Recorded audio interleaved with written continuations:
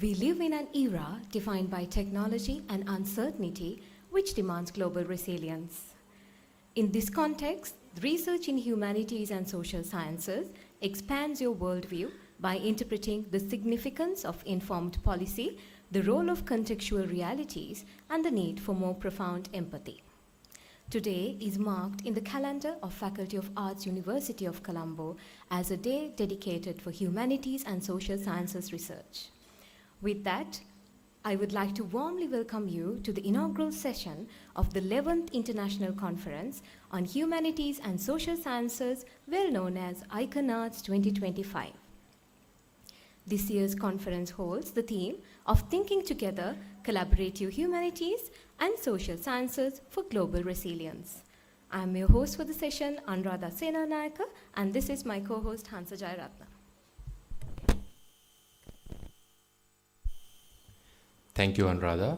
The Faculty of Arts, University of Colombo, being the pioneer of higher education in humanities and social sciences in Sri Lanka, has a proud history of significant knowledge contributions to the field.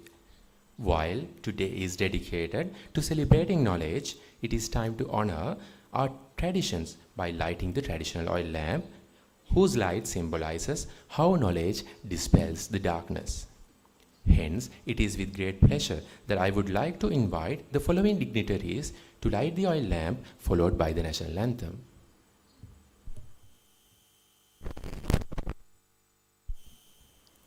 Vice Chancellor, University of Colombo, Professor Indika Mahesh Karnatilaka, Rector of the Sri Pali Campus, University of Colombo, Professor Pratibha Mahanamaheva, Dean, Faculty of Arts, University of Colombo, Senior Professor Cheyala Santamanavadu, Keynote Speaker, Professor Prabha Manuratna, Registrar, University of Colombo, Mrs. K.C. Sanjeevani, Bursa, University of Colombo, Ms. J.T.L. Dharmasena, Acting Librarian, University of Colombo, Dr. P.K.S. Manathunga, Senior Student Counselor, University of Colombo, Dr. Nilanthi Senanayaka, Conference Co-Chairperson, Professor Manori Veeratunga, Conference Co-Chairperson, Dr. Asita De Silva, all the deans of other faculties who have joined with us today, all the heads of the departments and coordinators of units in the Faculty of Arts who have joined with us today, Director of Studies Undergraduate Dr. Tisara Pereira, Directors of Studies Postgraduate Dr. Vasana Ratnayaka, Co-Secretaries of ICON-Arts 2025 Ms. K. Revati and Ms. Sandru Divakara,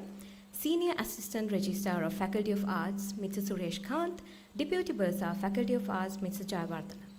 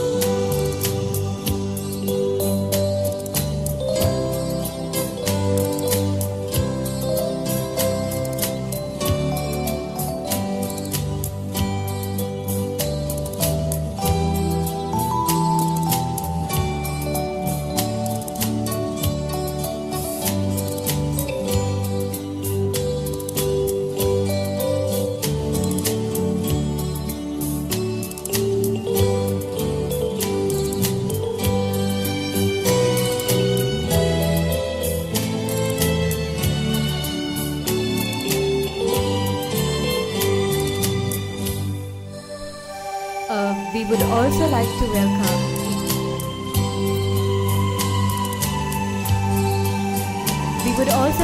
invite Senior Professor Sandagumi Koparaheva and Professor Shermal Vijayawardena to light the oil lamp. Thank you very much.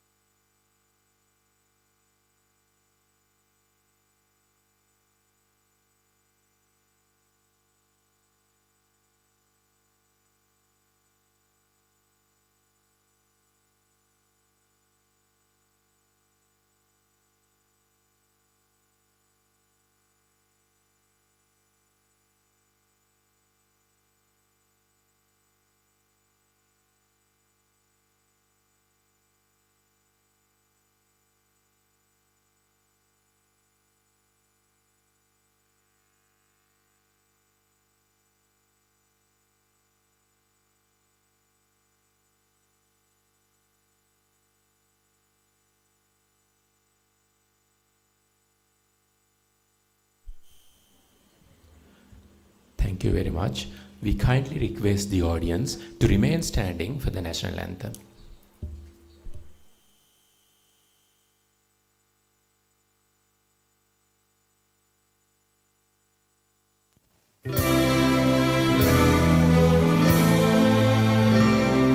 Sri Lanka Mata, Upper Sri Lanka, Namo Namo Namo Namo Mata, Sundara Sri Dharini, Surani Ati Sobhamana Lanka, Ranya Dhanaya Mekamal Valatulu Iri Jaya Bhumiya Ranya, Apamata Sapa Siri Sata Sadhana, Jivana Yemada, Viliganu Mena Apa Bhakti Puja, Namo Namo Mata, Upper Sri Lanka, Namo Namo Namo Namo Mata,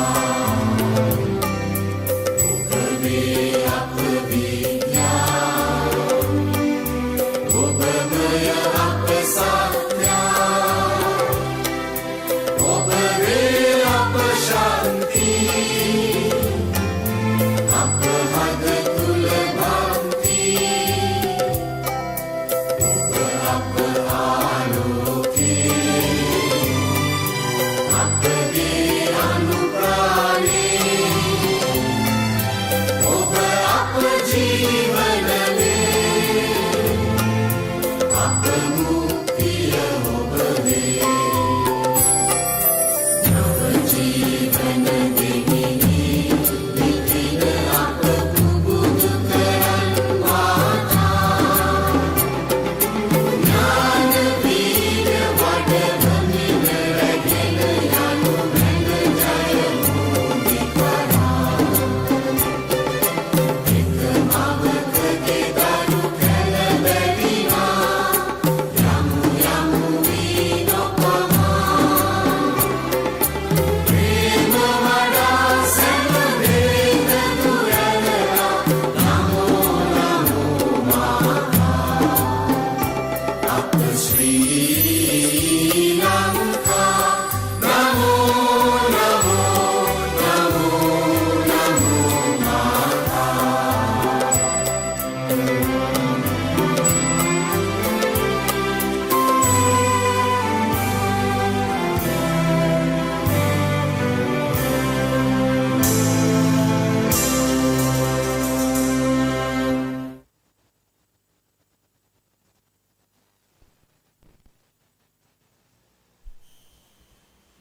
Thank you, ladies and gentlemen. It is vital to foster an academic culture that nurtures all-round students.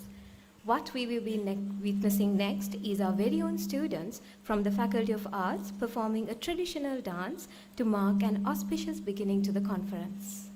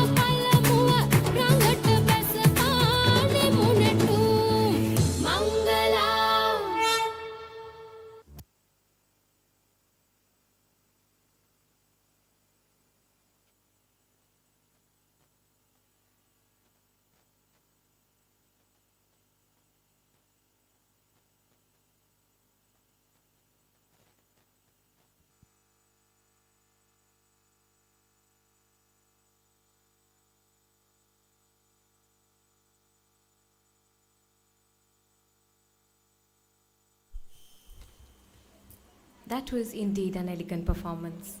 Following that outstanding performance, my next duty is to invite a special individual to welcome this prestigious gathering. It requires incredible vision to organize an event of this caliber. While it is indeed great teamwork, one needs to have the accurate commitment, guidance, and encouragement to pull it all off. This year's co-chairs of Icon Arts 2025 were indeed the pillar of strength in molding this event into a success.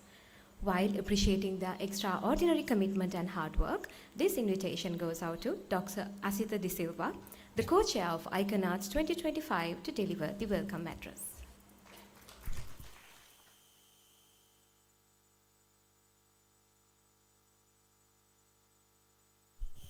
Thank you, Anuradha. Wow. It feels truly special to stand here before you today, not only as a conference co-chair of this remarkable international conference, but also as someone who stood on the other side of this podium. So I still remember very long time ago, I was a very young researcher with some research and also a little bit of energy and presenting, and I have to say with nervous energy. But to return here now as in this new role is both humbling and deeply gratifying. So remembering how transformative such experiences like Icon Arts could be. So good morning, ladies and gentlemen. I would like to warmly welcome you all to 11th International Conference on Social Sciences and Humanities, the Icon Arts 2025. They say that every idea begins with a spark, but it's only through dialogue, collaboration, and courage it becomes a flame. Today, we gather here from different parts of the world with diverse experience, diverse perspectives. We have the unique privilege and responsibility to turn our spark into a shared light. So with that spirit, it's my great pleasure to extend a very warm welcome to you all, distinguished guests who are gathered here today. So first and foremost, I warmly welcome the Vice Chancellor, University of Colombo, Professor Indika Mahesh Karunatilaka. You always give us your unwavering support and also your invaluable guidance, not only for the Faculty of Arts, but also for the conference. And a very special word of thanks goes to the Dean, Faculty of Arts, Senior Professor, Co-Chair, Lasantha Manavadu, for his continuous encouragement, leadership, and kind support at all times.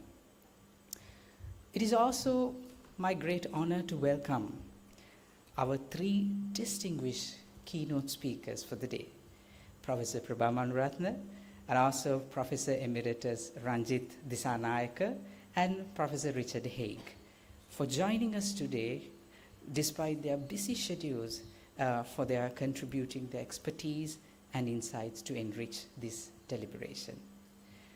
I also extend a warm welcome to all the deans of the faculties of the University of Colombo for their gracious presence here today, and also to all the heads of the departments and academic coordinators for their unwavering commitment and continuous support in making this faculty event a success. A very heartfelt welcome goes to senior professors, senior lecturers, temporary lecturers who have joined us to grace this occasion with their presence. To the presenters of Icon Arts 2025, we extend our sincere appreciation and a very warm welcome. Thank you for sharing your valuable research and contributing to this rich academic dialogue.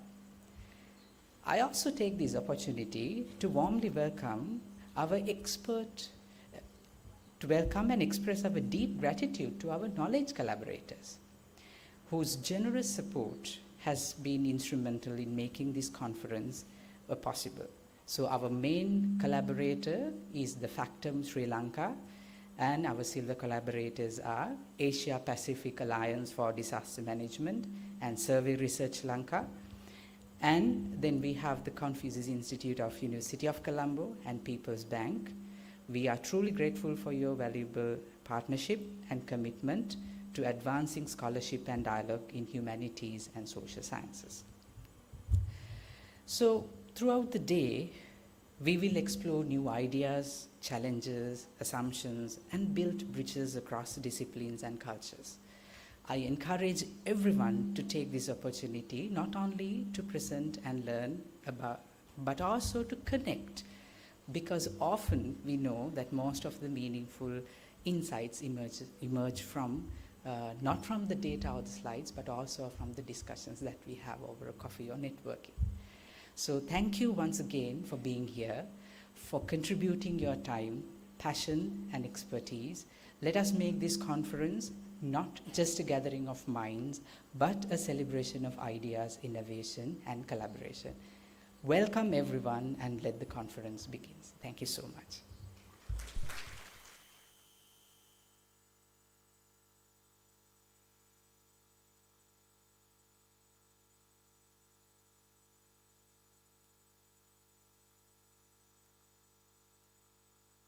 Dr. De Silva. The University of Colombo has achieved an excellent reputation for research, innovation, and teaching excellence since 1921. It is with humble pride that we note that the University of Colombo ranks among the best universities in Sri Lanka. The next invitation to address this gathering goes out to the leadership that drives the University of Colombo towards excellence, and also the chief guest of today's inaugural session, Professor Indika Mahesh Karna Tilaka, the Vice Chancellor of University of Colombo. Sir, this invitation goes out to you to address the gathering.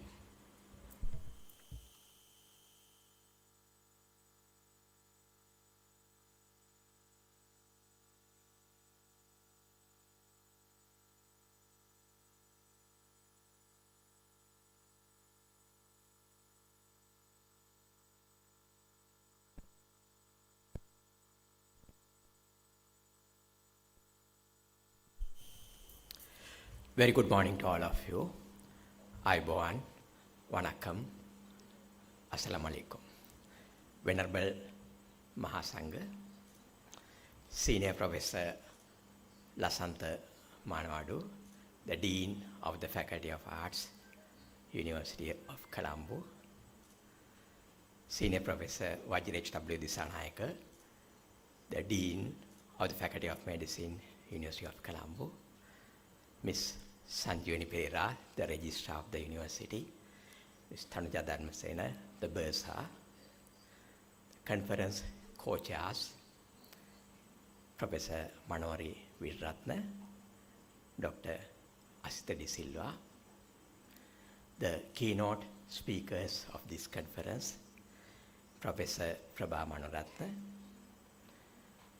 Professor Ranjit Will Singha, and also Professor Richard Haig, the keynote speakers, and also all the senior professors, academic staff members, administrative staff members, and very especially the researchers of the University of Colombo. I'm indeed proud and privileged to be here during this conference, Icon Arts 2025, and the very special occasion of the 11th anniversary of the conference in social science and humanities. It's very commendable to learn that the theme of this year's conference is about thinking together, collaborative research in humanities and social sciences, and also involving resilience. Why it is commendable and heartening? One single reason is probably the Dean himself. I am personally aware how much effort and trouble that Professor Lasantha Manawadu has taken to inculcate collaborative research within the faculty and within the university. Therefore, it's very appropriate. Gone are the days where a single researcher or a single department or maybe a single faculty was doing research. We have to move towards collaborative research, because everything is interconnected. In research, we have to work together, think together. We have to work with different departments, faculties, institutions, and even countries. That's a way forward. And I'm very happy to state that it is not just cliche, but University of Colombo is actually walking the talk. Is exemplified by the leadership provided to the Faculty of Arts by Senior Professor Lasantha Manawadu.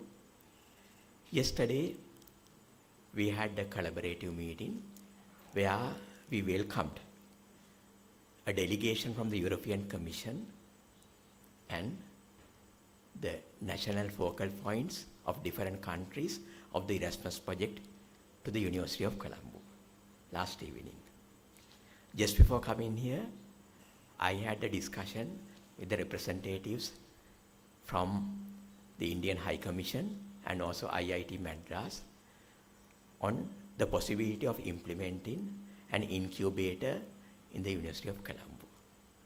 Soon after this, I'll have to go for a meeting with the Minister of Science and Technology, where a meeting for all the Vice Chancellors is called for between the Ministry and the universities to discuss how we can move forward in collaborative research. And once again, I'm happy to note that the Faculty of Arts also has not only taken the initiative, but once again walked the talk as well. Professor Manawadu has conducted a lot of research, collaborative research.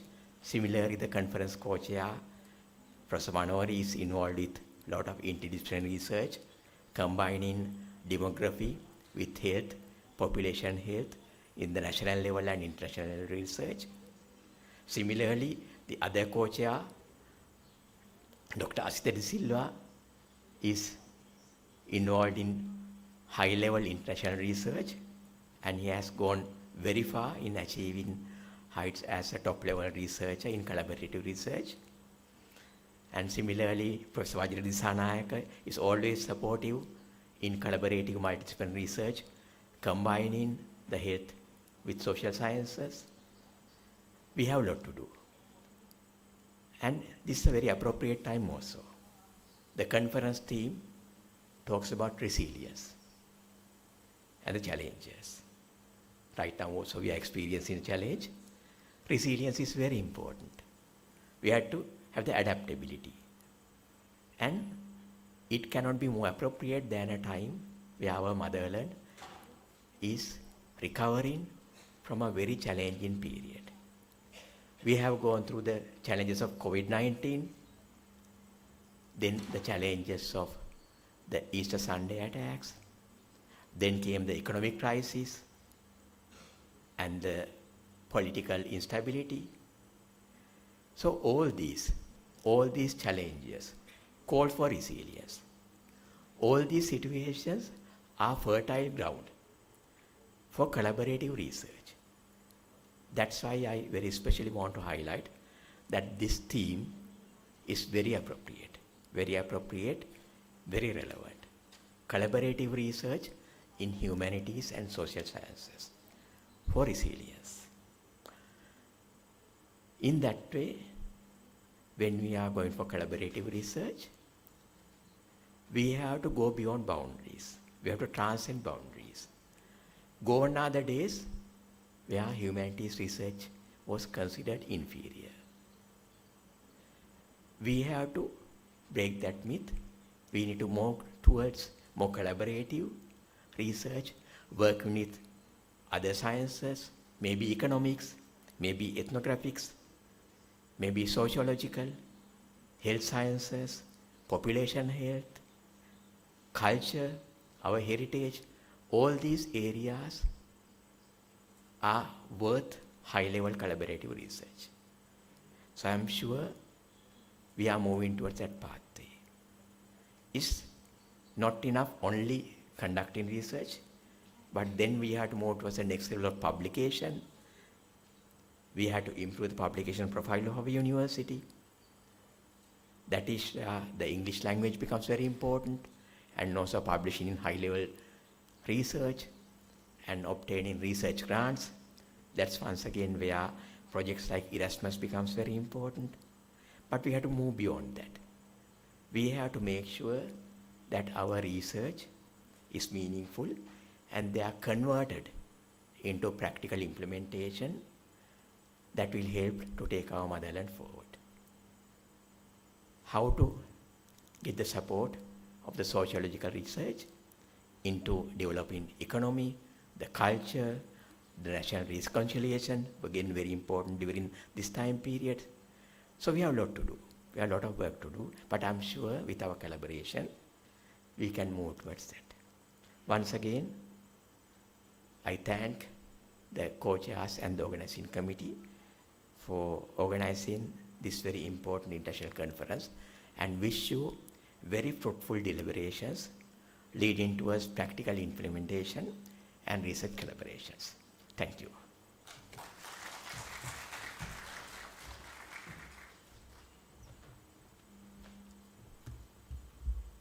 Thank you very much, sir.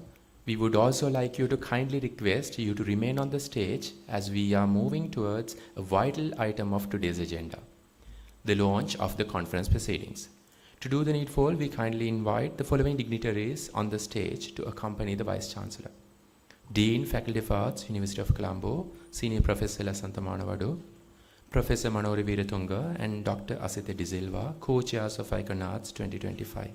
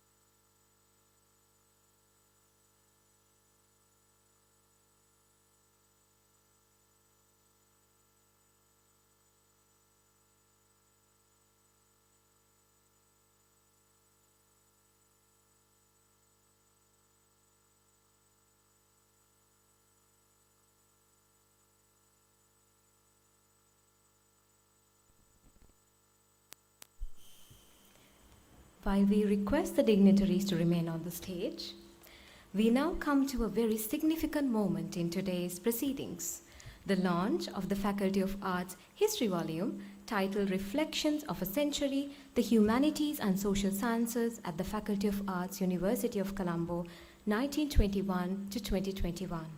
This commemorative volume, co-edited by Senior Professor Sandagomi Koparaheva and Professor Shermal Vijayawardena, offers an illuminative overview of the faculty's institutional history, academic milestones, and scholarly contributions over the past 100 years.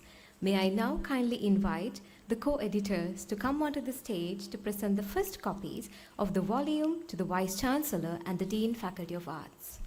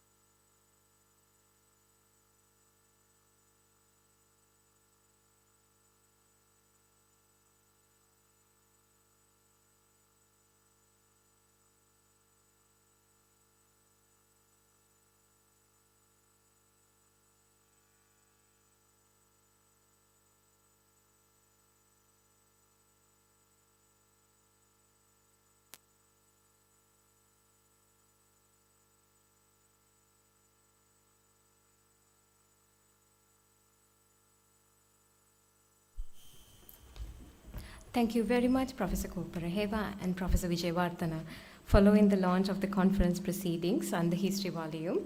And now we would like to come to the handing over the token of appreciation for the Vice Chancellor by the Dean of Faculty of Arts. So we would kindly request you all to get onto the stage again.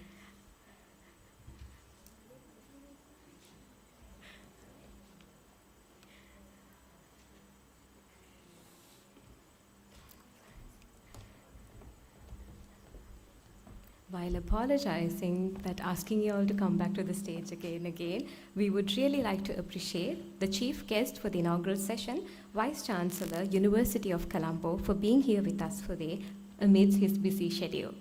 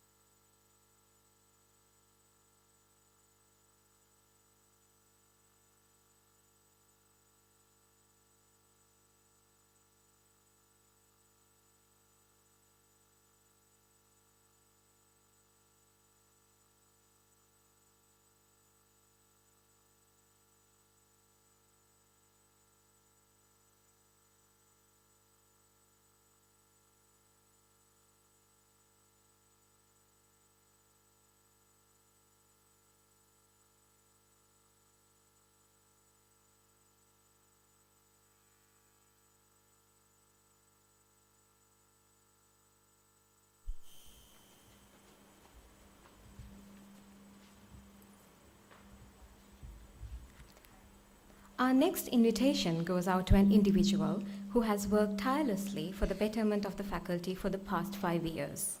Despite accepting the batonship of deanship amidst the pandemic, his leadership, patience, and empathy drove the faculty to the next level.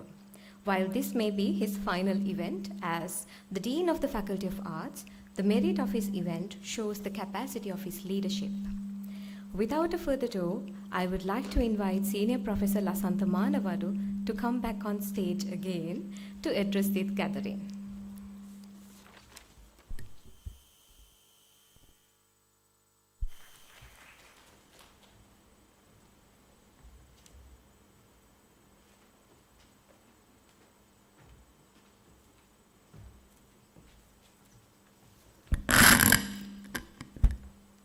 Anyway, it's a good exercise lesson because going down, coming up, and right.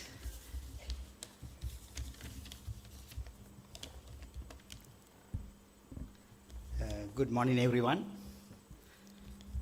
The Vice Chancellor of the University of Colombo, Professor Indika Karratilaka, Deans of the faculties,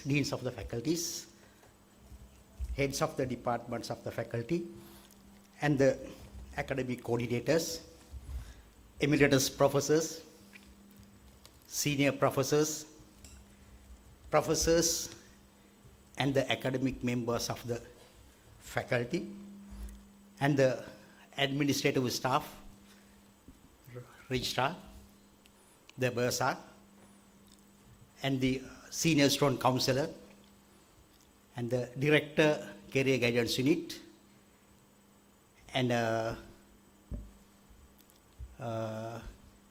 faculty SAR, and the faculty DB, and also the invited guest and the keynote speakers. Actually, this year, we are privileged to have 3 keynote speakers representing different disciplines. Professor Richard Hay from the United Kingdom, Emeritus Professor Ranjit Disanayaka from the Peradeniya University, and Professor Prabha Manuratna from the University of Kelaniya. So, also So we have invited several academic professors, members from the other universities, ladies and gentlemen, and more importantly, our paper presenters today.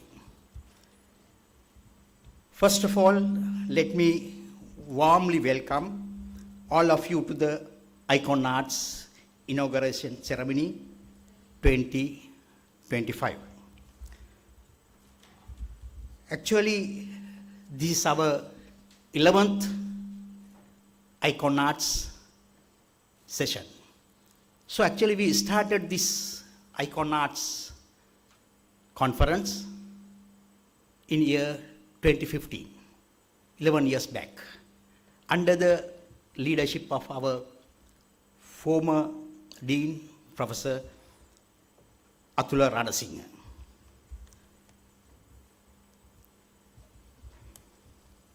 Now this has become a notable event in the faculty calendar. Today we celebrate the 11th Iconauts event. Even during the COVID period, we were able to continue this event successfully with the support of the academic and administrative staff of the faculty and the university. Iconaut has become a very significant platform for the academic staff of the faculty to share the research findings, both among themselves and with the international community. It provides an especially beneficiary space for our young and mid-level staff to receive validation and feedback in their research from senior colleagues and experts from the different disciplines. As you all are aware, organizing an international level conference is not an easy task. It is a lengthy and demanding process that requires considerable time and effort. This year, we received over 100 research papers, and after a rigorous review process, approximately 80 high-quality papers were accepted. Normally, actually, we begins the review process and the organizing this event nearly 1 year before. So it's a very time-consuming and very rigorous, very difficult task sometimes. Some of the preliminary activities include appointing conference chairs, co-chairs, and the conference committee. Actually, this time we have the committee comprised around 81 academic members from different levels of the faculty, and also the calling abstracts and receiving abstracts and sending them for the reviewers and identification of the reviewers. Those are very, very time consuming and very tedious work. Actually, anyhow, our organizing committee this time, in addition to their academic work, while conducting academic their lectures and also their research, and they have devoted their time to this, the very important task in the faculty. It's a calendar event in the faculty now. Actually, we have very, very serious, very significant, the research-related two calendar events. One is our undergraduate symposium, and the other one is this Iconauts 2025. I would like to acknowledge that our organizing committee met hundreds of times and discussing even the very smallest details and always having a plan B ready. The conference operates like a well-connected ecosystem where even the smallest components must function properly. Only when every part works effectively can the system achieve its ultimate goal. I would like to take this opportunity to sincerely thank our organizing committee. As I said, there were around 81 members, led by Professor Manori and Dr. Asita from Department of Geography. I'm a bit proud of it, for their dedication, service, and hard work. Financing has always been a major challenge. Fortunately, we had a highly capable, the sponsorship committee, where around 10 members were there. Particularly, I have to mention his name, Professor Chaminda Padmakumara, and other members whose efforts ensured the smooth running of the conference. And thank you very much for the valuable contribution, our sponsorship committee. And also, you all have been instrumental in this. It has truly been a team effort. I must sincerely thank each of you for the success of the Faculty Symposium Iconarts 2025. With these few words, let me conclude the thoughts and wish you all a very productive and very fruitful conference. Thank you.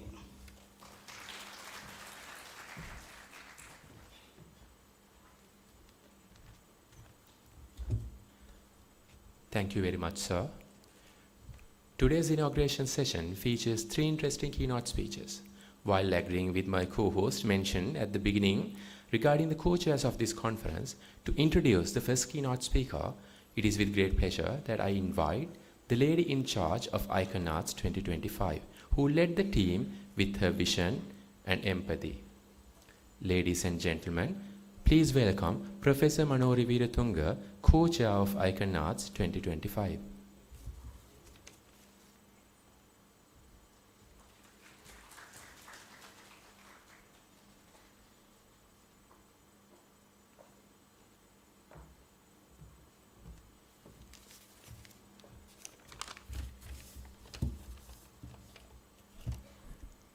Good morning, everybody. It is indeed my great pleasure to introduce our first keynote speaker, Professor Prabha Manuratna. So in fact, I know everybody knows her, but anyway, I would like to make an introduction, and also I want to very first thank her to accepting our invitation despite her busy schedules. Actually, today our conference theme is Thinking Together, Collaborative Humanities and Social Sciences for Global Resilience. So in that sense, we have 3 keynote speakers. First keynote speaker is from the discipline of humanities, Professor Prabha Manuratna. Let me read her biography. Professor Prabha Manuratna is a highly respected academic at the Department of English, Faculty of Humanities, University of Kelaniya, Sri Lanka.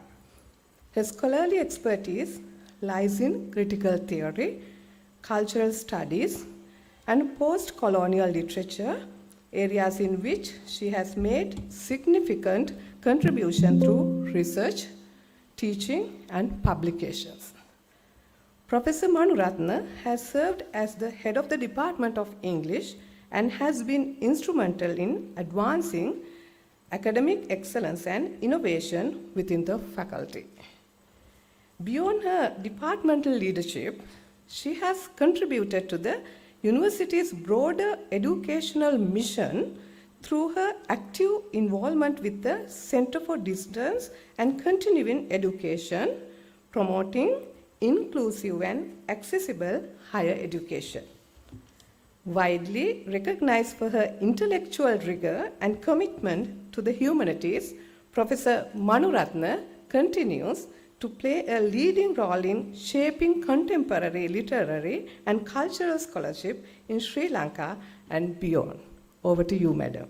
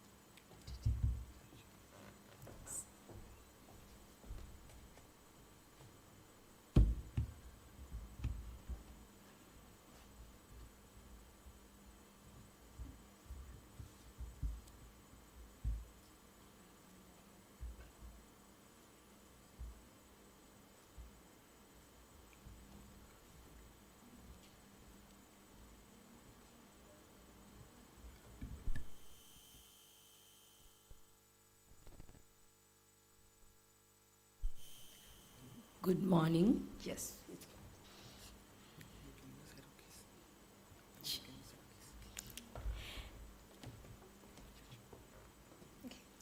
All right. Good morning, everybody. I would like to begin by thanking the Dean of the Faculty of Arts, University of Colombo, the Vice Chancellor of the University, and the conference organizers for inviting me to deliver the keynote address at this conference. It is indeed a privilege and a pleasure to be here. I was asked, I think in the 11th hour, to do a TED-style talk, if possible. Unfortunately, I think that is really not my forte, so I'm just going to go with the traditional conference keynote style, but I will try to keep this as lively as possible. Okay, so this is the title of my talk today. It has a lot of what you have been already talking about since morning, and let me just go over the key ideas and then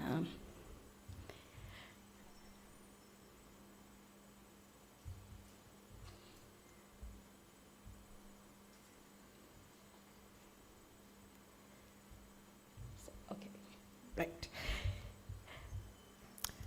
Let me begin with the epistemological question at hand.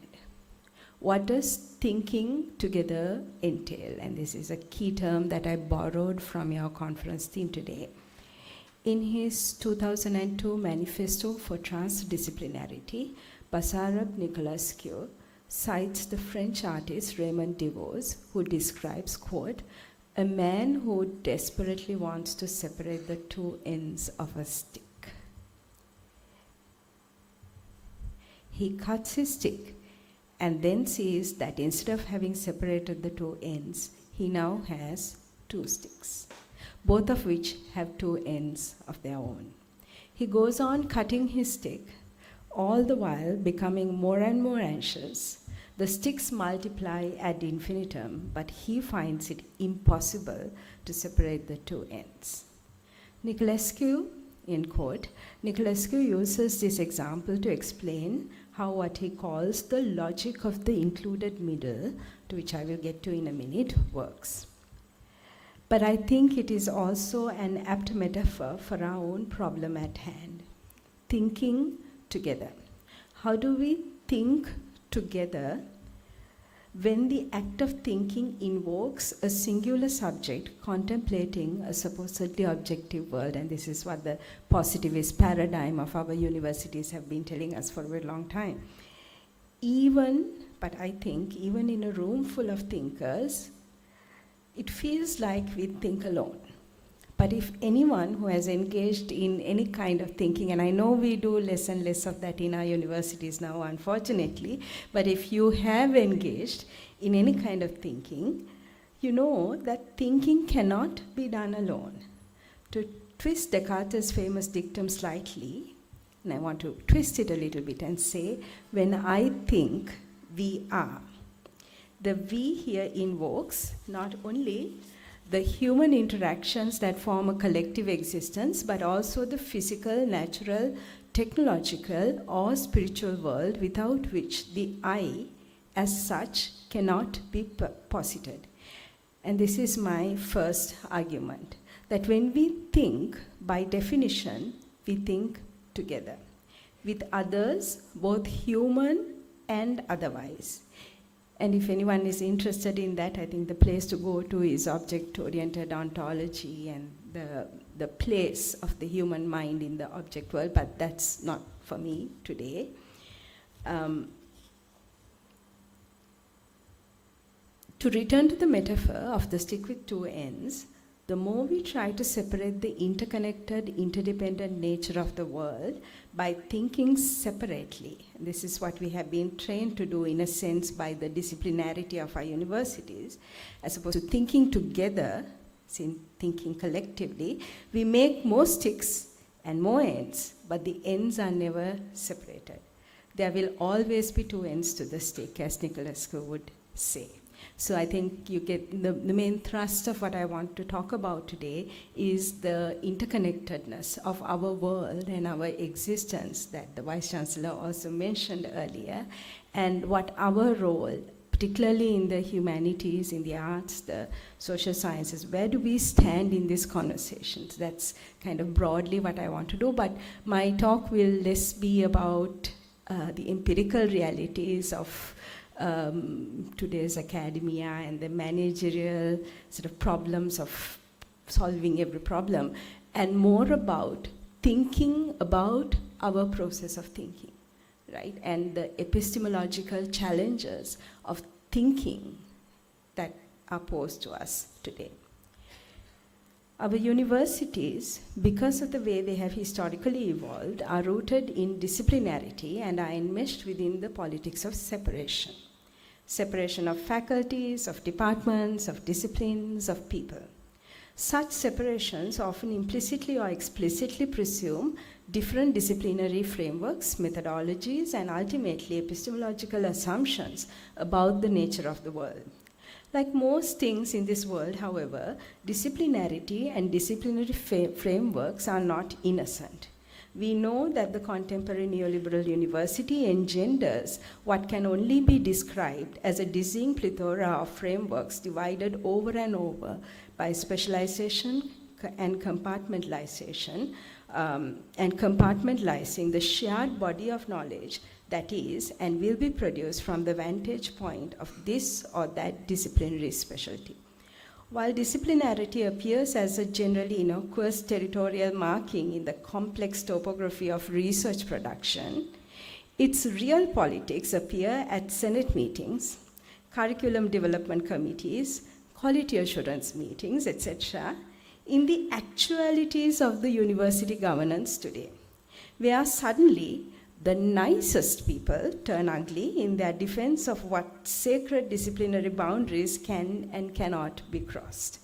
I like to think that academic bickering at governance meetings is symptomatic of the way power is distributed across disciplines within universities, where disciplines are situated hierarchically, determining where funding and recognition go, where frameworks are considered truly, what frameworks are considered truly legitimate knowledge, and who can be considered a true scholar on Google Scholar or ResearchGate.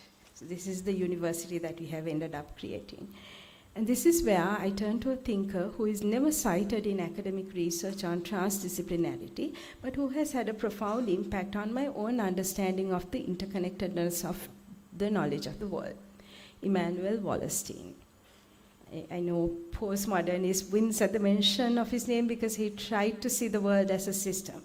Nevertheless, I want to draw your attention to a question he asks, rather in passing, in his 2004 book, World Systems Analysis.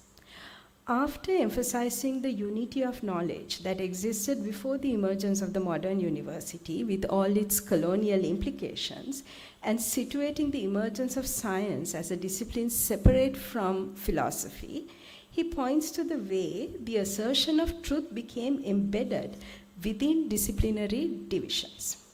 As he puts it rather poetically, the sciences denied the humanities the ability to discern truth. And many philosophers agreed to a particular kind of division of labor. I should have done that before, sorry. A particular kind of division of labor, quote, the search for the true, because the property of the sciences, and the search for the good and beautiful, because the labor of the philosophers. Right? So this was kind of divided into the search for the truth and search for the good and the beautiful. And somehow we in the humanities and the social sciences ended up with the good and the beautiful, and sciences began to claim truth. So because the labor of the philosophers, this division of the labor, affecting the axiom that scientists were value neutral, and this claim for truth, the outcome of this claim for truth is that then the science became to be seen as the truth that is somehow value neutral. This, of course, raises the question that I want to get into, then that I said Wallerstein asked, which is interesting for us. The hardest question was into which faculty one ought to place the study of social reality. This is our challenge today, right? Where do we, if science tells us the truth, and somehow philosophy, history, humanities somehow tells us about the good and the beautiful, where does social reality fit in all of this? This question had political urgency in the aftermath of the French Revolution, during which time these disciplinary divisions began, where the demos became the foundation of political legitimacy. The social became inseparable from the political, but now it had to be studied as a separate sphere. Historically, social scientists, historians, sociologists, economists, and political scientists have attempted to situate their disciplines as science rather than metaphysical speculation, thereby driving further divisions. This process was necessitated and propagated by the binding political economy of the time. Quote, the imperative of the endless accumulation of capital had the greatest need for constant technological change and a constant expansion of frontiers, geographical, psychological, intellectual, and scientific, end quote. So this is where we have kind of solved this problem in interesting ways. The university where I work, the University of Kelaniya, has resolved the problem quite conveniently by simply having two faculties.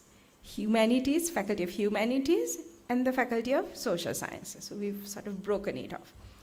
The Open University, much more creative and I think in a way sort of understanding the politics of all of this, at the Open University there is a Faculty of Humanities and Social Sciences. So we are acknowledging the sciences part of it, but it's also coupled with humanities and not with the sciences. And of course, then there is the University of Colombo, the University of Peradeniya, where we continue to have the University of Arts, what it always used to be called. And as Wallerstein has pointed out, the only trace that the arts and sciences had much in common in the not so distant past is the fact that scientists, like us, still get the title Doctor of Philosophy, although I suspect that many of them would cringe at this now unintended association with disciplines that dally in the mere speculation. Right? So they sort of try to distance themselves as much as possible from philosophy, but the degree is a Doctor of Philosophy. If knowledge was once seen as interconnected and interdependent, and if the separation of disciplines emerged out of a material historical moment, then what are our chances of expanding our ideas of collaboration or thinking together across disciplinary boundaries as a possibility? So the next sort of the underlying question to the next part of my presentation is that the social and political economic realities that necessitated the proliferation of different disciplines, has that reality changed, right? And if it has, how is that going to impact the way that we think, or that the way I think we should be thinking today? To return to Nicolescu. Nicolescu has defined transdisciplinarity, quote, as, quote, that which is at once between the disciplines, across different disciplines, and beyond all disciplines. Its goal is the understanding of the present world, of which one of the imperatives is the unity of knowledge. This is, end quote. This is what I really want to emphasize. This implies that transdisciplinary work lies at the margins, borders, and the beyond of disciplinarity. Following Nicolescu's cue, the Chilean economist Manfred Max Neef adapts transdisciplinarity to examine how it can be applied to what Wallerstein would have seen as the social reality, but now radically transformed to encompass much more than economy, state, and society. Epistemologically, transdisciplinarity presupposes a relational and rational approach to knowledge. Like, so the sort of the predominance of the rational needs to be, this is what Max Neef is saying, it needs to be supplemented by relational thinking.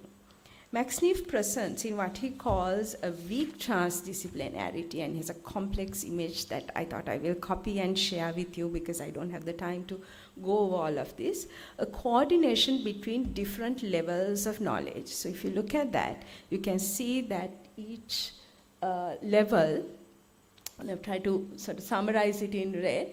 So there are different levels at which knowledge works, and what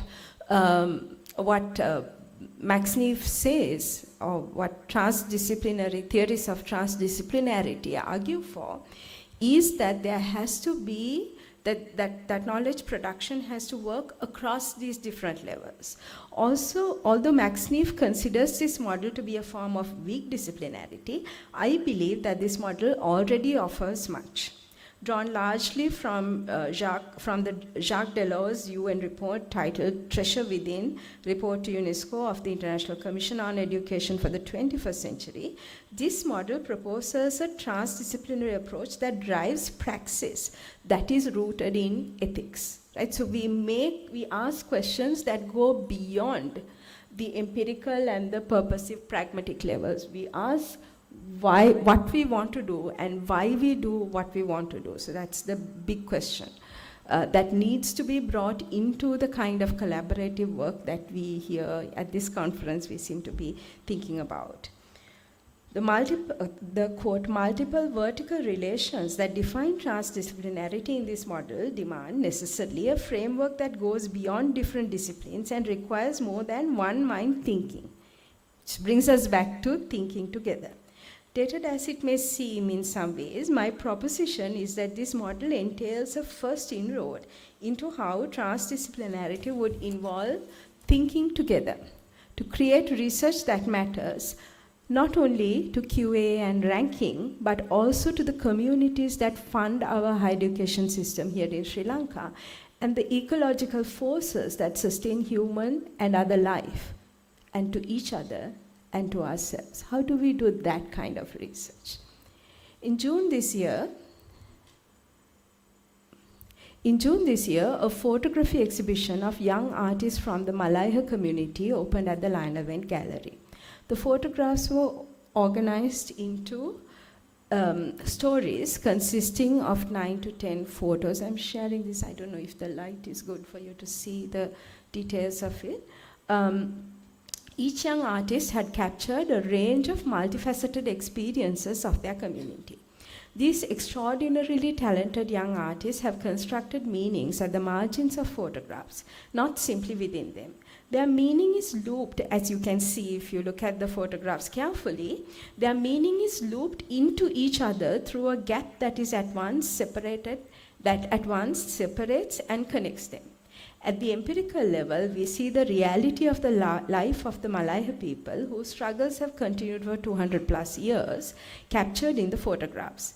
At the purposive pragmatic level that I was referring to earlier in the previous slide, we know that this photography now interconnected with several other disciplines that we may wish to invoke: history, economics, visual culture, ethnography, demography, governance, and citizenship. At this level, we still remain within the paradigm of interdisciplinarity, where we are approaching the object at hand from multiple disciplinary perspectives. Yes, we are thinking together, but we are not thinking enough together. Let us now try to approach the object from beyond the disciplines.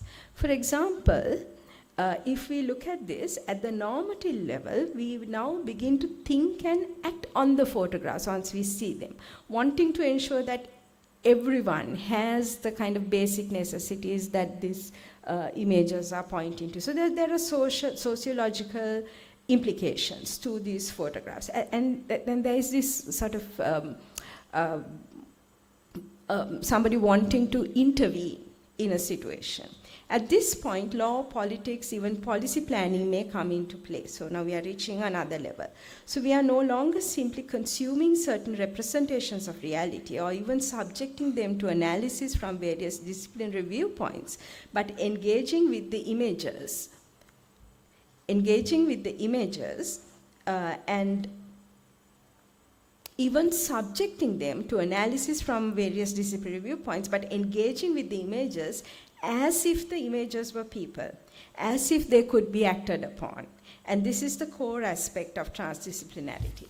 Transdisciplinarity demands a verticality that is oriented towards mediation in the world, or what the Vice Chancellor earlier said, practical implications, because it engages us to think of the world as a place that requires mediation. Finally, of course, in the normative level where you work, we would ask questions about values, ethics, or even philosophies. Why should we be thinking about these images? Why is it that that we have to and that we need to do something? Now I want to move quickly to what Niculescu has called, I'll leave this image here, strong transdisciplinarity. Strong transdisciplinarity has 3 pillars as proposed by Niculescu, all derived from quantum physics: levels of reality, the logic of the included middle, and complexity. In this formation, reality is that, quote, that which resists our experiences, representations, descriptions, images, or mathematical formulations.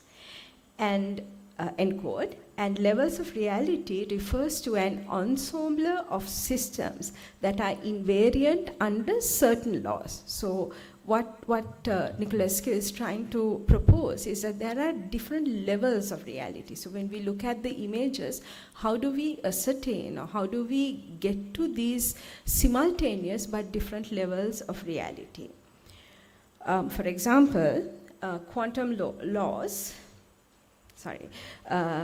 for example, the quantum laws versus laws of the physical world. In our example, the kid and the lamp, this image I was showing you earlier, the kid and the lamp series can lead us to consider the photographs from angles of the way the physical, from the angle of the way the physical world structures his existence, the child's existence, which is at a different level from reality, from the physical impact of the powerful images upon the viewer. So the ontology of the image and the impact on the viewer. So we now have to think at these different levels, rather than sort of focus only on the sociological, historical, or political, or only on the analysis of the visual. We now have to think these together. That is what transdisciplinarity invites us to do. And how do we do that? The second pillar that Niculescu talks about, I'm moving slowly because I'm slowly getting out of time, the logic of the included middle, which refers to the axiom that, quote, there exists a third term, T, which is at the same time A and non-A, positing the middle that was excluded in binary thinking as the T that must be included so that contraries can be born simultaneously. In this image, sorry, I had to go back and forth, in the dark image on this side, it is both light and dark, eliciting an affective field that is both dark and not dark. So how do we sort of sustain those contraries, which are deeply tied to other layers of reality operating through the logic of economic, colonial, and capitalist domination? These different forms of social organization of domination are situated in another layer of reality whose complexity can only be grasped through the included middle that I was talking about earlier.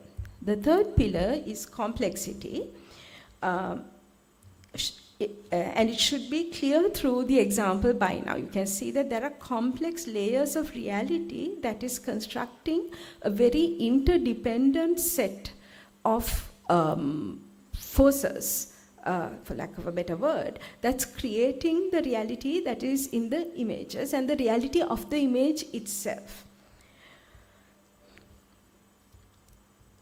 From a transdisciplinary point of view, complexity is a modern form of the very ancient principle of universal interdependence. And that, I think, is something that we are quite familiar with. That is, complexity refers to the interdependence that exists across levels of reality. To understand the multi-referential, multi-dimensional experience of living in a community that has been subjected to systemic violence for over 2 centuries, we need to look within, across, and beyond the images, and to explore how they intuitively build a web of knowledge about the world. It is to the credit of these powerful photographs and the photographers that they have managed to create images that are more than mere photographs. They allow for the best kinds of intuitive and creative readings of reality across multiple layers of history and politics, and ones that cut across nature, religion, modernity, gender, capitalist accumulation on a world scale, all of the various forms of domination. They place upon a researcher the burden of examining the colonial, capitalist, and patriarchal histories that shape the Malaya community's lived experiences, underscoring how decades of objective disciplinary approaches must now draw upon indigenous and organic knowledge systems, breaking down positivist binaries that are often constructed to objectify the ecology of resilience that marks their physical and psychosocial realities. As you would understand by now, my adaptation of the idea of transdisciplinarity as a framework for thinking the world and acting in the world goes beyond the mere managerial imperative to get things done or solve problems. This brings me to the final theme of today's presentation, for which I have a little time left, I know, but I want to touch on this very quickly: resilience.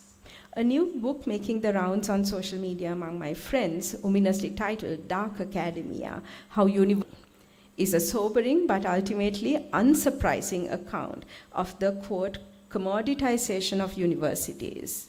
I think I have put up that, but that's okay. The commoditization of universities, along with the managerialism and cutthroat work cultures it encourages, end quote, which, as he shows with multiple American examples, quote, runs deep today almost to the bottom. Even, end quote, even in public funded universities providing free education to students, in the case of Sri Lanka, the pandemic brought out the stark and broken realities of our university system. My colleagues are often found not only teaching under abysmal conditions, but also feeding, providing emotional care and support to students and colleagues that our institutions rarely recognize as real work. Survival seems to be at stake for many academics and certainly for many of our students. In this context, resilience has become another buzzword that shapes discourses about institutional and intellectual efficacy, exemplifying the neoliberal dictates to get your act together and face it up. It is not without reason that solitude studies have actually become an academic branch of cultural theory, although collaboration is often celebrated at conferences and flaunted in research agendas. I want to end by proposing that we revisit such neoliberal notions of resilience, which underpin the economization of the self and the flexibilization and responsibilization of labor within the university, to cite Wendy Brown. But rather than dispense with an ethic that is crucial to our survival, I want to draw on a less colonized, what I think of as a less colonized idea of resilience emerging from Islamic philosophy, al-Sumud. As many of you would recognize, Sumud was the name of one of the freedom flotillas that tried to break through the Israeli blockade on Palestine, which was made famous by Greta Thunberg. In the Palestinian context, it means, the word sumud means steadfastness or staying rooted in the face of decades of Israeli occupation, something that Palestinian writers such as Sahar Khalife have subjected to incisive analysis. In the novel translated to English as Wild Thorns, Khalifa describes the psychological dilemma of Adil, a young Palestinian man whose house is about to be demolished by Israeli forces, trying to decide if he should rescue his father's kidney machine. This is from the novel. But what about the machine? His father's kidney machine. Should I tell the officer? He'd probably put off the demolition for a few minutes so we could get it out. But if I wanted to take it so much, why didn't I move it out at the beginning? Adil, for God's sake, be decisive for once in your life. Emotions won't help you. Would you kill a man then? Kill your own father, but men are always being killed. And if my father goes on living, we'll all die, me, Noah, the children. Let my father die, no, let him live. If you save him, you save your own soul from the damnation of a terrible crime. Adil's dilemma is that he is caught between saving his aristocratic father's life, who is now nothing but a burden, and his own instinctive desire to see the crippling old order die in the face of the terrible onslaught of the colonial Israeli demolitions. Poised between old ideas of steadfastness, staying rooted, over-romanticized by nationalist ideologies that reduce the complex lived realities of the young caught in the war to simple binaries of staying or leaving. And this is what I think a lot of academics are thinking right now, right? Do we stay or do we leave? Where are we, what are we going to do? This conception frames resilience as a complex, multi-referential experience of survival that cuts across natural, technological, social, economic, and political spheres. According to Unger, in the context of exposure, quote, in the context of exposure to significant adversity, whether psychological, environmental, or both, resilience is both the capacity of individuals to navigate their way to health-sustaining resources. This is said in the context of health resources, including opportunities to experience feelings of well-being, and a condition of the individual's family, community, and culture to provide these health resources and experiences in culturally meaningful ways, end quote.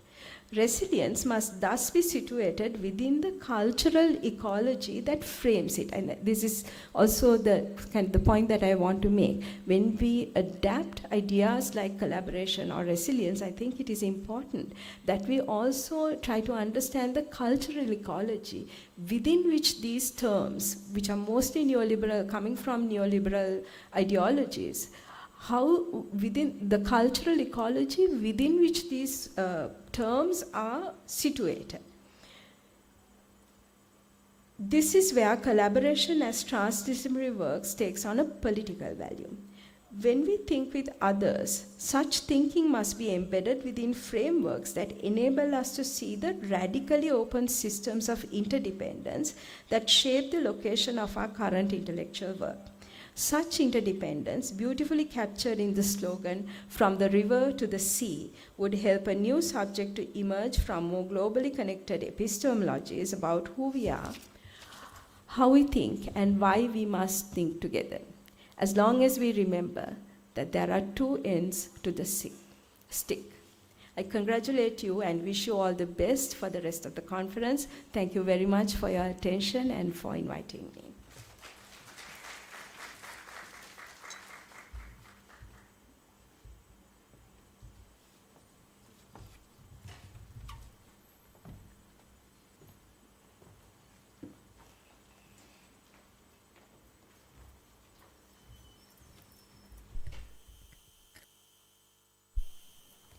Thank you very much, Professor Manuratna, for your thought-provoking keynote address that is very much complements today's conference theme.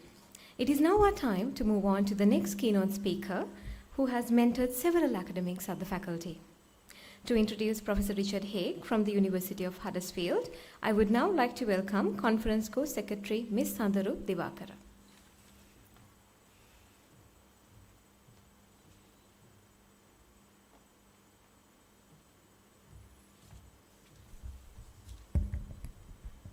A very good morning to all of you. I am Sandaru Divakara, one of the co-secretaries of Icon Arts 2025. So it is my pleasure to welcome our second keynote speaker, Professor Richard Haig. So, Professor Richard Haig is an affiliated professor and external supervisor at the University of Huddersfield, United Kingdom. He works as a consultant, advising on research, education, and advocacy in disaster risk reduction and resilience. Professor Haig's career reflects a truly global commitment to advancing resilience in the built environment and disaster risk reduction. As co-director of the Global Disaster Resilience Center at the University of Huddersfield and founding editor-in-chief of the International Journal of Disaster Resilience in the Built Environment, he has created international platforms for knowledge sharing and collaboration. Furthermore, his leadership has extended to co-chairing multiple international conferences on building resilience and contributing directly to the development of global frameworks through his advisory roles with the United Nations International Strategy for Disaster Risk Reduction and the government of Sri Lanka as well. Notably, he has played a central role in shaping the United Nations Words into Action guides, ensuring that principles of governance, accountability, and construction practice are embedded into the Sendai framework for disaster risk reduction. With invited speeches and keynote addresses delivered across 6 continents and significant contributions to United Nations and UNESCO initiatives, Professor Haig's influence spans from academic research to policy impact, inspiring resilient strategies at both local and global scales. Today, he will be delivering his keynote address on the topic, Addressing Systematic, Cascading, and Compound Risk for a Resilient Society. He will be joining Iconauts 2025 online from the United Kingdom. So on behalf of the organizing committee, let me warmly welcome Professor Haig and invite you to deliver your keynote speech. Thank you very much.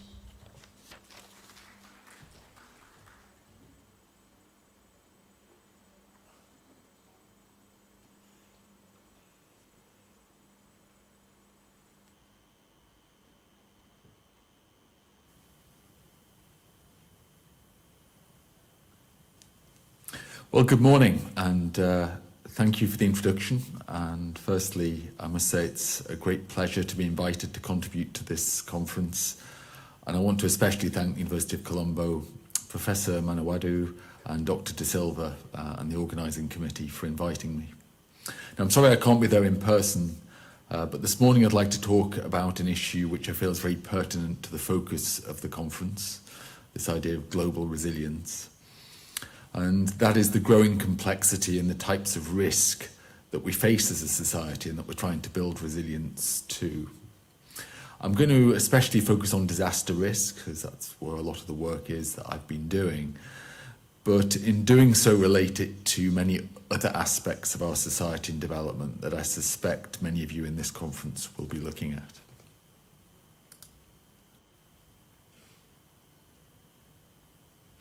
Now, I've been working in Sri Lanka since 2005 in the aftermath of the Indian Ocean tsunami. And I've worked with many academic professional colleagues in Sri Lanka, for example, Professor Manawatu at Colombo, Professors Hetige and Fernando at Spark in Colombo, Professor Dissanayaka's team at Peradeniya, the late Professor Hetirachi at Moratua, and Professor Veerasinghe and his many other colleagues at Rahuna. And so through a lot of collaborative research, we've been looking at issues such as post-disaster reconstruction, capacity building to address disaster risk, challenges around displacement and climate change, agriculture and adaptation to climate change, and most recently things like the response to the pandemic. And I've also had the pleasure of supervising PhDs and working collaboratively with many of the young academic staff in Sri Lanka, and that includes many at the University of Colombo. And I think several of them are involved in this conference, which is great to see.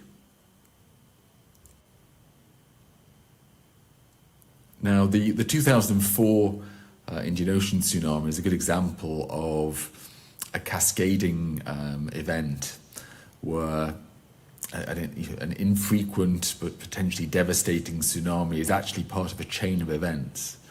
They're typically associated with other hazards, such as an earthquake that might trigger the tsunami, and things like liquefaction and landslides that may multiply the scale of the impact.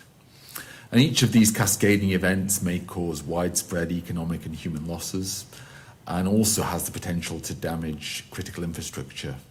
And of course, the devastating train accident that killed so many people in Sri Lanka is a good example of that.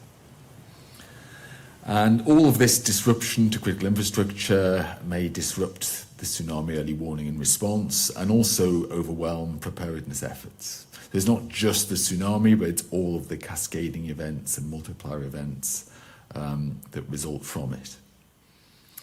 Now, after the tsunami, there was huge investment in technical and human capacity building to better protect communities in the region from tsunami threats, but particularly those triggered by large submarine earthquakes. Now, when I think back to some of the advancements that we worked on, and I worked in collaboration with many colleagues and contributed to some of those efforts, both in the region and also at the national and local levels in countries like Sri Lanka. And a lot of the emphasis went on developing detection and monitoring systems, improving decision-making processes, looking at how we communicate to communities at risk.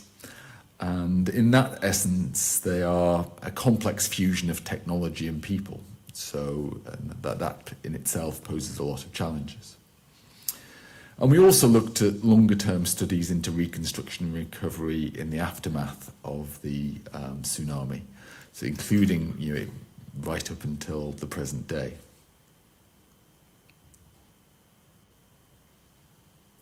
Now, although those efforts have undoubtedly contributed to better preparedness for communities when facing similar types of events in the future, sadly they still proved insufficient when in 2018 two Indonesian communities faced localized tsunami events in Palu and Sunda Strait, and they had very different characteristics from those in 2004. So, for example, the sources were a volcanic eruption that triggered a submarine landslide, and the other was an earthquake that triggered a tsunami much closer to the coastline. So in effect, a different chain of events from 2004. And there were some other contextual factors. So, for example, in one case, the earthquake occurred at night, which again poses different challenges for evacuation protocols than, say, a daytime event. And then, of course, more recently, we've had events like the COVID-19 pandemic, and that's exposed a wide range of underlying vulnerabilities in our society, and the consequences extended far beyond direct health impacts to disrupt economies and social lives in a way that most people could not have imagined prior to it. But it also exposed the difficulty of coping with other natural hazard events that require very different responses from those needed for a pandemic. So we could consider this really a compound event. So how does, for example, physical isolation and quarantine measures that might be adopted to prevent the spread of a disease, how could they create ambiguity or confusion with regards to any tsunami warning services and evacuation responses? So they must coexist under hastily introduced COVID-19 protocols. So similarly, there's a big rush then to adapt any guidance, and we spent some time issuing guidance at the regional level and also looking at the impact at the national level in Sri Lanka. So what you can see is that whether it's the cascading chain of events or the compound events, that each instance is slightly different, and therefore we have to be careful when just assuming that we can learn from previous experiences. So why is this important? Well, back in the 18th century, the Scottish philosopher David Hume cautioned that we can never be certain that the patterns of the past will remain the patterns of the future. And as Brian Class, the Associate Professor of Global Politics at UCL, argues in his book Fluke, this is especially true in the 21st century. As society is becoming more complex in a globalized, highly interconnected world, the types of threats we face in the future are likely to be very different. Now, as an example of this, in 2024, the Microsoft Azure outage showed that there can be very far-reaching consequences from a single point of failure in cloud infrastructure. And we saw, perhaps as a warning for what might happen in the future, that single point of failure disrupting aviation, banking, healthcare, financial services around the world. So what we can see is that this was not an unforeseeable freak accident, nor will it be the last of its kind. This is the type of disruption that's inevitable, really, as an outcome of modern systems that have been designed for a very connected world, and they're not decentralized for resilience. We've engineered a world in which tiny localized errors can cause global crises.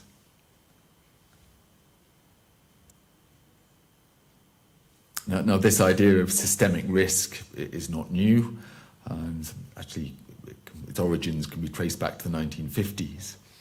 But it's gained far more attention in recent decades. We saw, for example, in the financial crisis, a situation where the US housing market had the potential to crash the global economy. We saw disruptions in the Suez Canal that could disrupt global supply chains. And of course, we saw in COVID how what started off as an epidemic quickly became a pandemic, and then actually brought transportation systems and much of the global economy to a halt as well. So these types of threats are increasingly understood as a major concern for the future as we exist in this more complex, interconnected world. Now, what will the next major disruptive event look like? And what concurrent challenges will society be facing that might increase its vulnerability? Now, the World Economic Forum each year, they publish a report about the current risk landscape, and that's based on input from different stakeholders across government, civil society, academia, the private sector, and so forth. And you can see, this is from the 2025 report, many risks covering economic, environmental, geopolitical, societal and technological aspects. And unsurprisingly, they identify events that we see in the news most weeks, and these feature very prominently, things like conflicts, the impacts of climate change, and also very topical issues like tariffs and misinformation. But you'll also see the types of risks that you would probably see at any conference in the humanities and social sciences. So things like inequality, migration, human rights, and societal polarization are also there featuring in the risks that these stakeholders have identified, both in the short and long term. Now, what's also interesting is that they present analysis to look at the links between these risks, and it reveals very clearly their interconnectedness, potential for risks to be transboundary, to cascade, to compound, thereby increasing the exposure and their impacts. So in effect, the systemic nature of these complex risks that can spread and multiply far beyond their source. Now, I'm sure if you reflect on many of the risks Sri Lanka has encountered over the last 10, 20 years, you'll identify examples of this effect. So whether it be debt from misguided infrastructure investment, whether it be natural hazards like floods or tsunami, whether it be security and terrorism, endemic dengue or a COVID pandemic, disruption to travel or global trade routes, international armed conflicts. Consider how these might also link to an economic crisis, to political unrest and increasing inequality. So in doing so, it may give you insights on the complexity of this risk landscape, both nationally and also globally.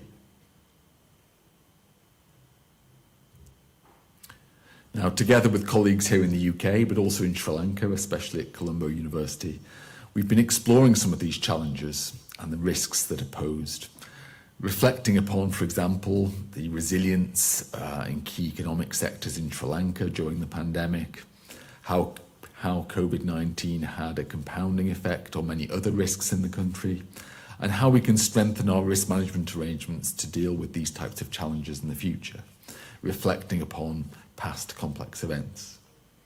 Now, I don't have time to go through the individual studies today, but if you're interested, there's some related journal articles which I've provided information on, and you can find more information about those studies in detail.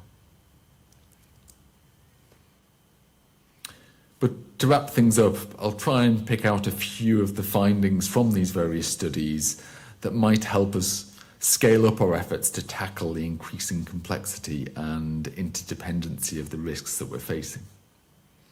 So in order to better prepare to address these compound risks, it's going to be essential that we build broader societal resilience, and of course that is the theme of the conference. For example, we need to move away from just being reactive and to be more proactive. The temptation is always to reflect on past experiences, as systemic risks are typically obvious in retrospect. But this complexity obscures their workings and inhibits extrapolations from the past to the future. Instead, I'd suggest we need to combine disciplinary knowledge, we need to use models, counterfactual analyses, and scenario building to sketch out the non-linear nature of systemic risks. It's also going to be necessary to embrace uncertainty, and that acknowledges that building resilience involves making timely decisions based on having good but not perfect information. Instead, we need to focus on improving our understanding of resilience capacity, and that's at the community level. It's looking at institutions and also the systems that underpin our societies. And that's going to need the development of interdisciplinary research approaches, and it's also going to involve a lot of working across different agencies who may be involved and responsible for these risks.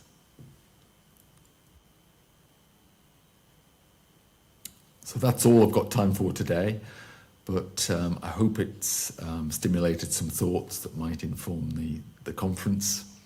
And if anybody's got any questions or wants to follow up with me, please feel free to contact using the details on the screen. But otherwise, I very much hope the conference goes well, and I look forward to hearing about the outcomes. Thank you.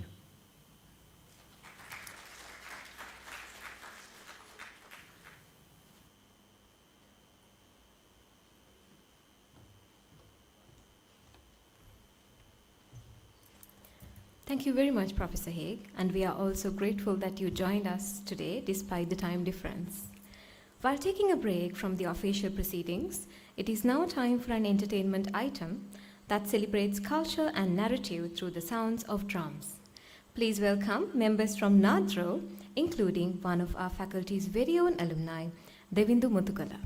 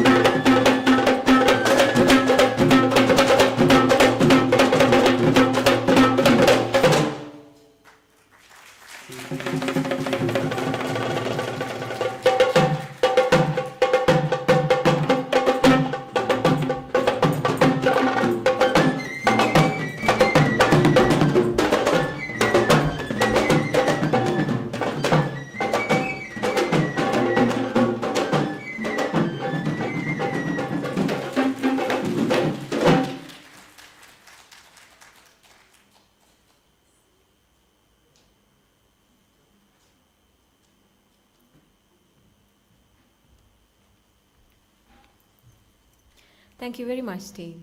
That was indeed a very refreshing performance. With that, we move on to the final keynote speaker at today's proceedings.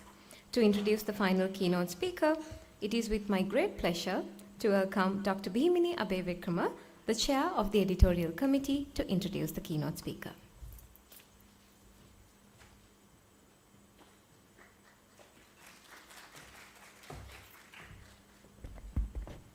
Thank you. Thank you, Anuradha. Good morning to everyone.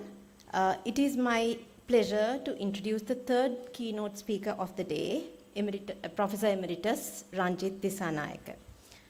Professor Disanayake is a distinguished academic, engineer, and sustainability leader. He serves as Professor Emeritus at the University of Peradeniya. With extensive leadership experience, he has held key positions, including immediate past president of the Institute of Engineers Sri Lanka and the chairman of the Green Building Council of Sri Lanka. An internationally recognized researcher, Professor Disanayake is a Fulbright Scholar, Endeavour Fellow, and JSO Research Fellow. His outstanding contribution has been honored with have been honored with prestigious accolades such as the ICE Overseas Prize and Australia Alumni Excellence Award and Global Sustainability Lifetime Award 2024. Beyond academia, he is a successful entrepreneur and founder of Gatch HQ, headquarters for research commercialization that leads multiple companies. His passion for sustainability drives his leadership in organizing global conferences on resource efficiency, biomimicry, and sustainable built environments. Professor Dissanayake continues to inspire innovation and excellence in engineering and sustainability worldwide. Professor Dissanayake is currently in Australia and is unable to join us in person today, but he has generously provided us a recording of his keynote speech. Please join me in welcoming Professor Ranjit Dissanayake as we play his keynote speech. Thank you very much and have a great day.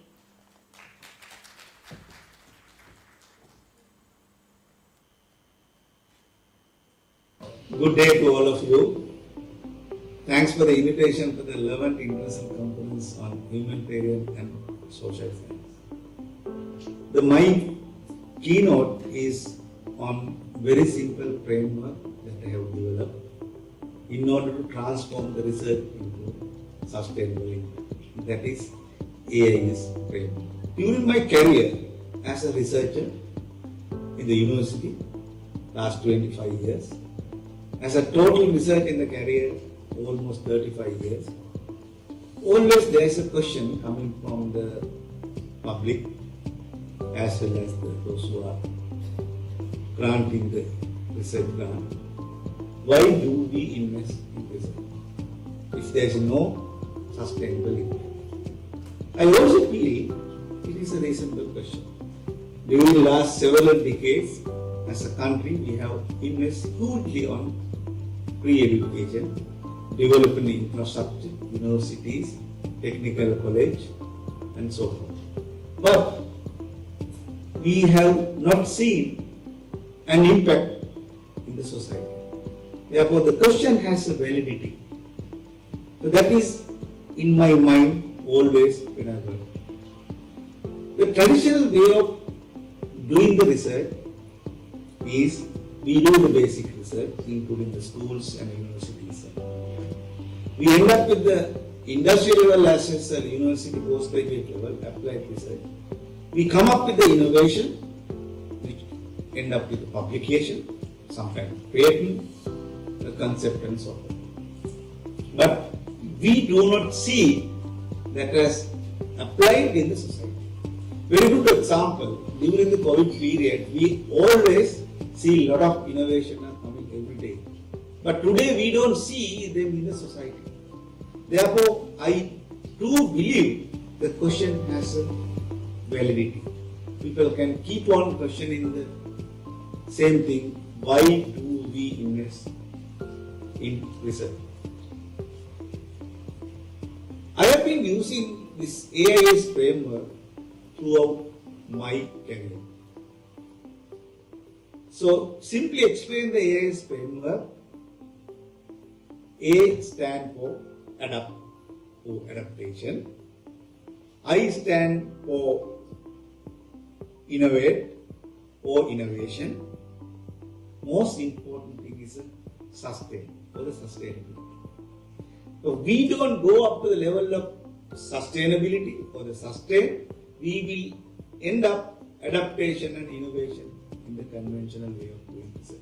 We go to when we have the problem, we go to the literature review and find out how it has been done somewhere, and we innovate and we say that we have changed the methodology, it is optimum or better way of doing things, but we don't see in the society. We still see things are continuously manufactured somewhere else, imported somewhere else.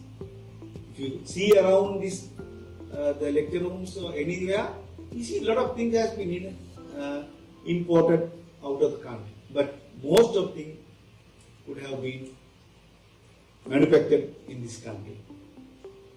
So, simply explain the AIS framework in a simple way. I will bring in the first example which I noticed like 15 years before. When I visit to deliver the lecture and the QUT University, they are the first time I see the smart board. But nowadays it is available anywhere. But looking at that, I innovate completely what is this, as it is so expensive for me to bring it. But with help of the workshop, Faculty of Engineering, with the help of the smart TV, I could manufacture. Other than the TV, it cost me like the 11,500. It is so cheap compared to the what I have seen, but could be done exactly the same thing what I have been doing with the student to educate when it comes to the smaller classroom at the laboratory level, which we have a lot of demonstration at the Faculty of Engineering. So that is why I innovate, so that still that concept has been continued. That is where I see the sustainability. Another quick example in order to enrich my framework. While I am doing my PhD, I saw a very nice table, but which is, of course, I could not bring it. They don't have the column inside.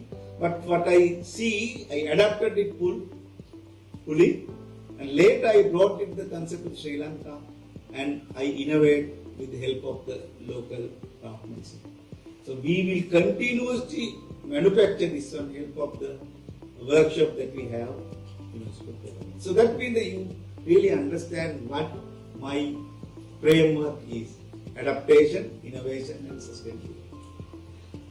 When you go to the research, during last almost like 7-8 years, I am working in the area of the university industry collaboration.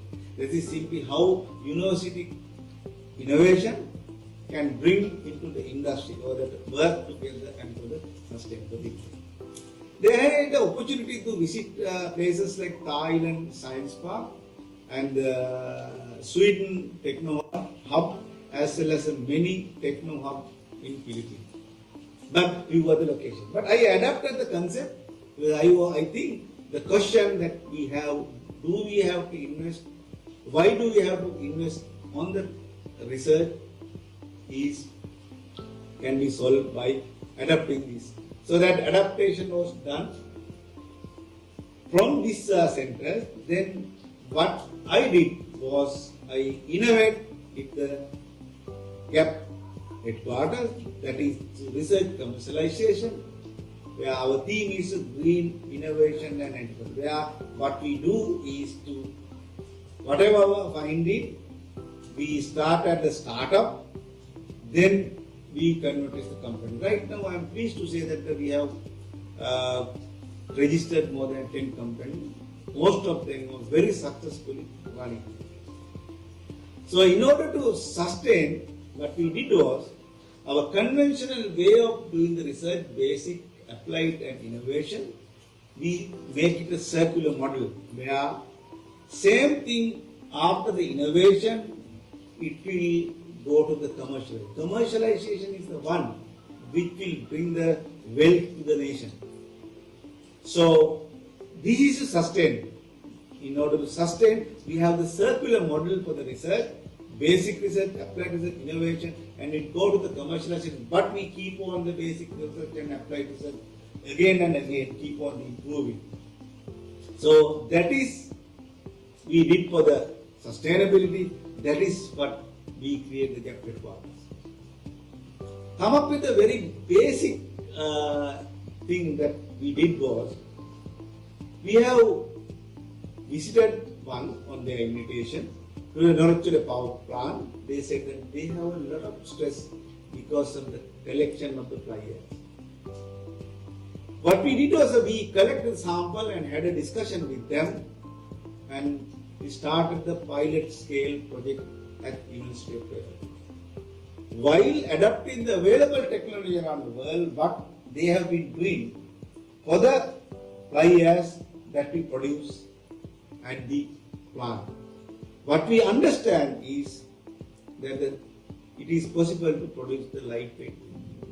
So we started the pilot project. We had a lot of failures at the beginning, but the combination of the several researchers, we could end up with the product that we work. So then, that is where adaptation and innovation is done with the help of our researchers and understanding what is happening around the world, that is adaptation. But in order to sustain it, we have to develop a company. So we developed the company that is called Lanka IC Private Limited. So it is established in the, close to the virtual power plant. We will be continuously producing. About a few years ago, we could negotiate with the leading company in Sri Lanka, and they got 50% of the share of our factory. Now it has been running successfully. That is the sustainability. So let me summarize what we did at the Norachore power plant. As an adaptation, we adapt the world available technology, but it will not always work for our country because our climate, our material, our way of doing our people are different. Therefore, we have to innovate at our university. We did it University of Peradeniya. In order to sustain the product that we come up with, we developed the Lanka IC Private Limited. Right now, it is a successful venture and endeavor. So this methodology, as I mentioned earlier, that can be used for somebody's personal life, career, and academic life anyway, because every day we do it. But I ask you to apply this systematically. Wherever you go, it can be locally, out of the country, or some other organization, some other university. See the good thing, you adapt it, and you cannot use it as it is. You have to innovate it. But most important thing is you must sustain it. So adapt it, innovate it, sustain it. So that is where we can make sure that we will have in case of research, there will be a sustainable impact to the society for the investment that the government or any organization doing. In conclusion, what I see, in coming back to the area of research, to transform the research into sustainable impact, it requires adaptation globally, locally too, and very important, we must need to find out the solution for the local issues. And the AIS framework provides the clear pathway to bridge the gap between research, development, and commercialization. Commercialization is very important for the sustainability of any activity that we do. Therefore, our effort must focus on sustainability to ensure the long-lasting, meaningful impact. I do believe the AIS framework serves as an important tool for research as well as development and to successful commercialization. With that, I would conclude my presentation. Thank you so much for your time. Thank you.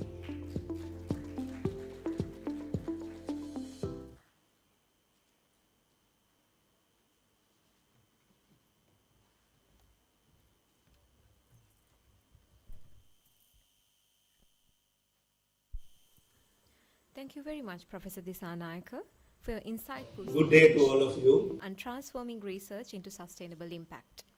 We now move towards the presentation of token of appreciation. To do the needful, it is with great honor I would like to invite the following dignitaries to the stage again.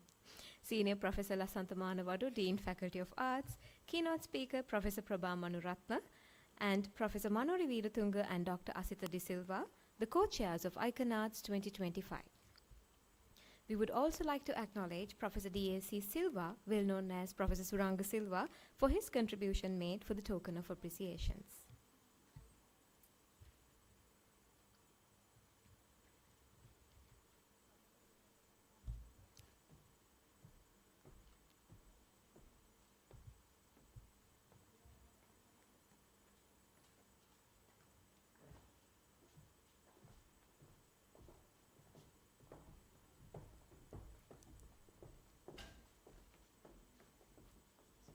First of all, we would like to invite Professor Prabha Manuratna to accept a token of appreciation, taking time out of her schedule for being here with us at the inaugural session.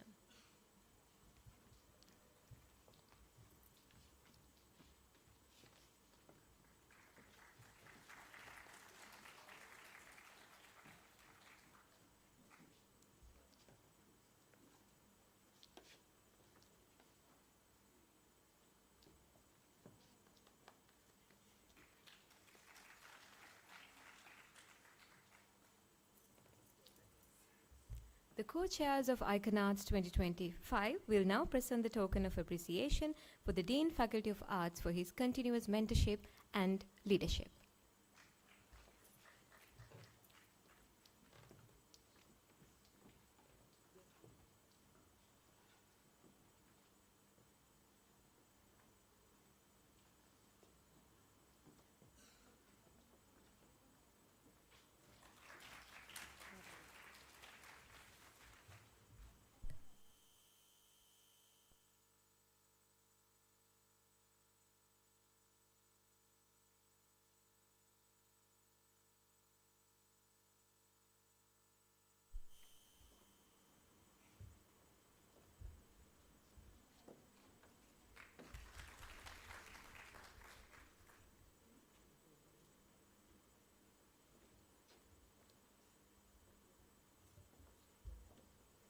Thank you very much.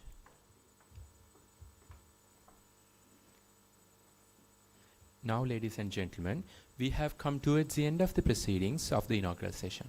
As you all know, organizing a conference of this scale indeed a group work. You are witnessing the efforts, emotions, actions of a great teamwork. Before we conclude this inaugural session, it is time to recognize those behind the success of this conference. Hence, to give away the word of thanks, let me welcome Ms. K. Revati, the conference co-secretary, to the stage.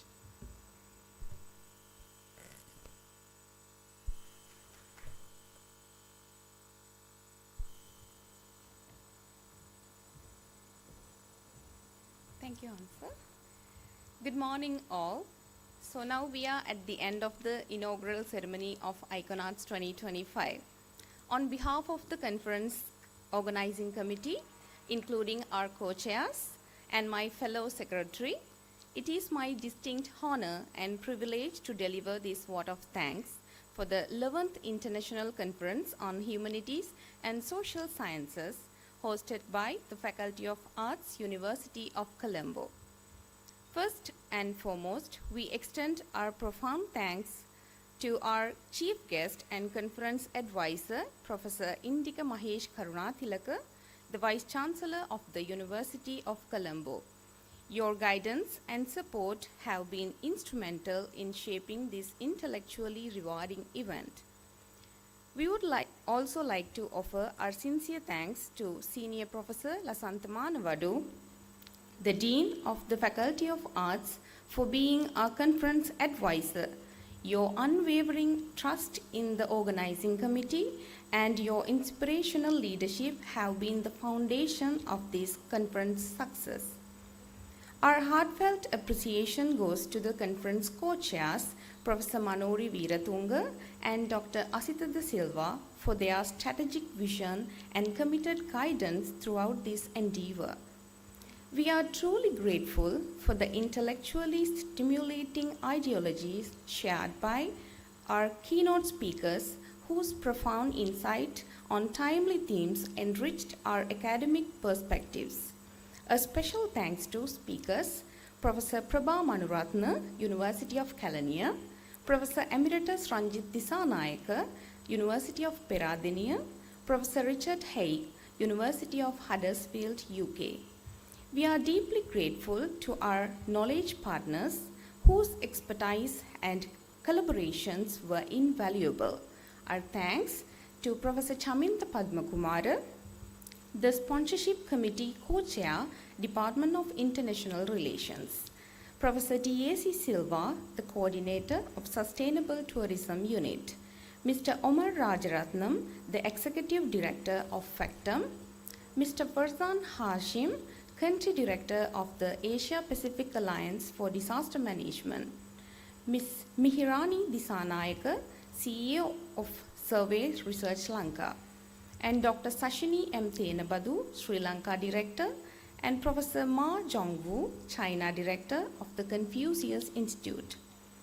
We are immensely thankful to our dedicated reviewers and session chairs for their meticulous work in evaluating the papers and chairing the technical sessions. We also extend our thanks to the senior professors, emeritus professors, and all staff members of the Faculty of Arts. Our gratitude extends to the Senior Assistant Registrar, the Senior Assistant Bursa, the Dean's Office staff, and other non-academic staffs of the Faculty of Arts. To the Treasurer, Subcommittee Co-Chairs, and all committee members of Iconauts 2025, you have been the unwavering pillars of this conference from its beginning. Thank you for your outstanding effort. We also acknowledge the vital technical support from the staff at the New Arts Theatre and the Digital Media Club for their tireless coverage of this event. Finally, I would like to thank all the presenters and co-authors of Iconauts 2025. Your research and your insights could make a difference that would create triple effects into the future. We look forward to hear from you. In closing, Iconauts 2025 was not the endeavor of a single individual, but the culmination of months of rigorous work and the collective spirits of many. To all our distinguished guests and participants, thank you for being an integral part of this success. Thank you, and may you all have a great day with the technical sessions. Thank you.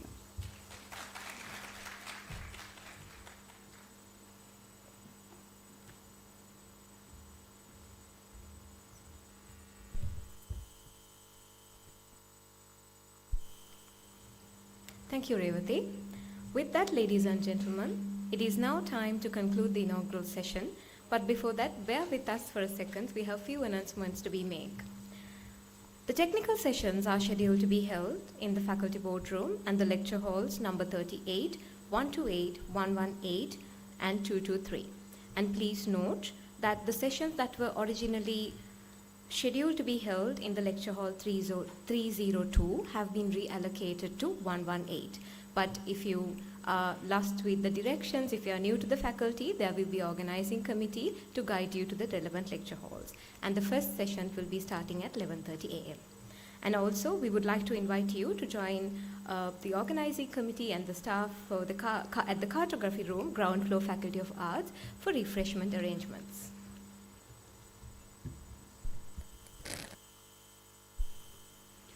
Let this conference be one of the stepping stones to working together a resilient society through humanities and social sciences research. It was indeed a pleasure being your host this morning. This is Hansa Jayaratna signing off. And I'm Anuradha Senanayaka. Have a great conference. Thank you very much.